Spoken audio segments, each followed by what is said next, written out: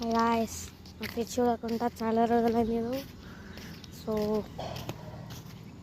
నేను చెప్పింది అంటే గైస్ సాటర్డే రోజు ఏమైందంటే మా మమ్మీకి అయితే అయింది హాస్పిటల్కి వెళ్ళి కరీంనగర్. నేను వెళ్ళా ఆ రోజు చేయలేదు సారీ.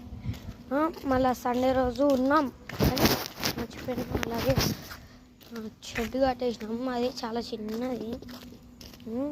అలాగే ఈరోజు అయితే అంటే నిన్న కృష్ణాష్టమి, అందుకనే వీడియో వేయలేము.